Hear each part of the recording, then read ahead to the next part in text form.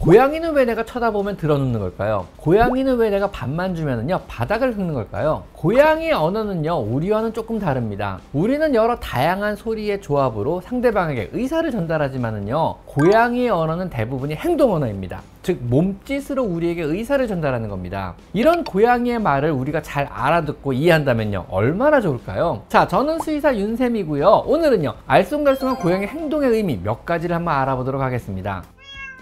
자, 먼저 첫째로요, 고양이와 눈이 마주치면은요 야옹거리면서 드러눕습니다. 이건 어떤 의미일까요? 고양이가 배를 보이며 뒹굴거린다면은요 이것은 행복한 상태입니다. 고양이가 배를 보이는 것은요 여러분을 매우 신뢰하고 있다는 그런 의미이고요, 현재의 환경이 매우 안전하고 또 만족스럽다는 이런 의미입니다. 따라서 고양이가 여러분 앞에서 드러누워 배를 보이고 뒹굴뒹굴 한다는 것은요 여러분을 신뢰하고 있으며 안락함을 느끼고 있는 이런 행복한 상태를 의미합니다. 또한 강아지가 자신을 만져달라고 꼬리를 치며 치대는 것과 비슷한 행동이기도 합니다. 자신에게 관심을 보이고 자신을 좀 만져달라는 의미입니다. 그렇다고 배를 만지면 별로 안 좋아합니다. 배를 만져달라고 배를 내보이는 건 아니거든요. 고양이가 원하는 부위를 만져주세요. 고양이가 여러분 눈앞에서 갑자기 배를 보이며 철퍼덕 누워버린다면은요 모른 척 비켜서 지나가지 마시고요, 잠시만이라도 관심을 가져주시고 또 놀아주시고 안아주고 또 만져주세요. 아셨죠? 두 번째로요, 고양이는 왜 상자만 보면 들어가려고 하는 걸까요? 고양이는요 수만 년 전부터 홀로 생활하고 사냥하는 독립적인 동물입니다. 그래서 상대적으로요 몸 하나만 들어갈 수 있는 좁은 것이 더 안전했고요, 좁으면 좁을수록 자신보다 몸집이 큰 동물이 들어올 수 없기 때문에 더욱더 안심을 하고 쉴 수 있다고 본능적으로 알고 있는 것입니다. 즉 몸이 꽉 낄 정도로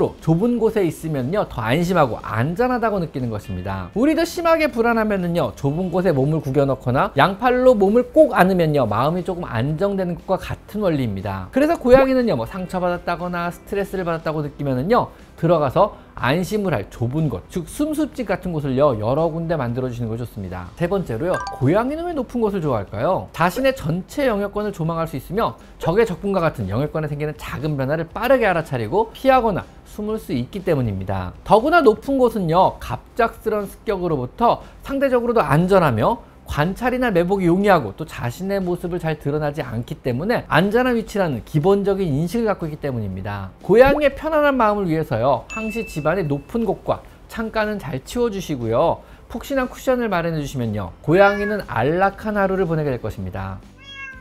자, 네 번째로요, 고양이는 왜 밥그릇 앞에서 바닥을 긁을까요? 밥그릇 앞에서 바닥을 긁는 행동은요 두 가지 의미가 있습니다. 밥을 안 먹고 바닥을 긁는다면은요 지금 당장은 배가 안 고프니까 묻어두었다가 나중에 먹어야지 뭐 이런 의미입니다. 식사 후 혹은 식사를 하다가 말고 이런 행동을 한다면은요 충분히 배가 부르니 남은 음식을 묻어 흔적을 지워야지 하는 이런 의미입니다. 사냥에 성공한 후 식사를 마치면은요 남은 잔해를 묻어 자신의 냄새나 흔적을 지워 적으로 하여금 자신이 자주 다니는 사냥터나 은신처를 들키지 않기 위해 흔적을 지우는 이런 행동입니다. 이제는 더 이상 적이나 경쟁자가 없는 안전한 집에서 우리와 일상을 공유하고 있는 그야말로 집고양이지만은요 아직도 야생의 피는 그대로 흐르고 있어서 야생으로부터 물려받은 그 습성은 그대로 이어지고 있는 듯 합니다. 자, 그럼 고양이는 왜 내게 박치기를 할까요? 번팅이라고 하는 건데요 뜬금없이 다가와 머리를 쿵 하고 받고 가는 경우가 있습니다. 고양이가 다른 고양이나 인간을 향해 하는 아주 정중한 애정 표현이라고 생각하시면 됩니다. 사람으로 치면은요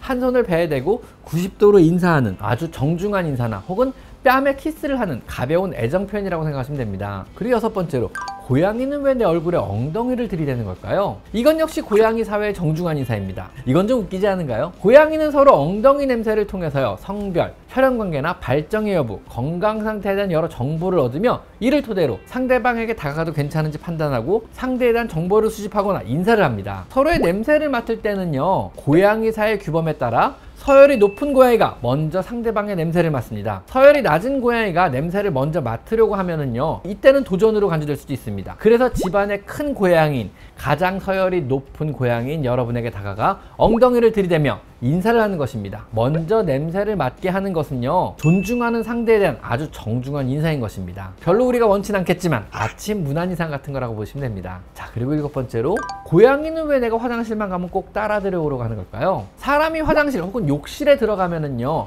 꼭 따라 들어오려고 하는 고양이들이 있습니다. 또 화장실 문 밖에서 자신도 들어오겠다며 문을 박박 긁는 경우도 있는데요, 이는 평소에 화장실 문 항시 닫혀 있는 곳인 경우가 이런 일이 많은데요, 고양이가 평소 들어갈 수 없는 곳이라면요, 기회가 있을 때 호기심으로 탐험해보고 싶은 것입니다. 고양이의 화장실이라는 공간은요, 자신의 영역권 안에 있지만 편하게 접근하기 어려운 장소입니다. 또한 물이 항상 많고 냄새가 집안의 다른 영역과 다르기 때문에 호기심을 더 잘 나타내는지도 모르겠습니다. 어쨌든 기회가 생길 때마다 들어가서 자신의 영역권임을 인지하고 선언하려고 하는 그런 행동입니다.